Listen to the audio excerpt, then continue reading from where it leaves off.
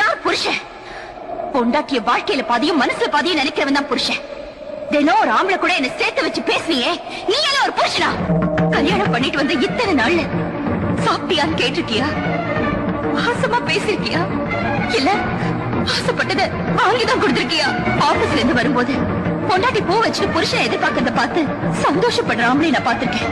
யாருக்கா காத்துட்டு இருக்கேன்னு சந்தேகப்படுறியே, நீ எல்லாம் ஒரு புருஷனா? குறை தீக்கணும்னு கோயிலுக்கு போனா அந்த சாமி மேலேயே சந்தேகப்படுறவனையும் புருஷன் சொல்லக்கூடாது. அடே பாரு, எங்க மேலேயே பழி போடுறியே. பெத்த பொண்ணு மாதிரி பாத்துக்கிட்டோமே.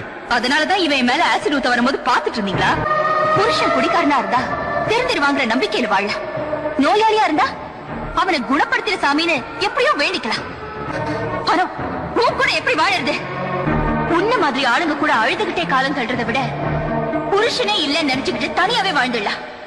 எப்போ என்ன வேண்டாம்னு சொல்லிட்டோ அப்புறம் எதிரி உனக்கு தாலி? தாலிங்கிறது ஒரு பொண்ணோட பாதுகாப்புக்கு புருஷன் போட்ட வேல். அதுவே கழுத்தை நெரிக்கிற கைதா மாறிடுச்சுன்னா கழுட்டி எரியறதுல தப்பே இல்லை.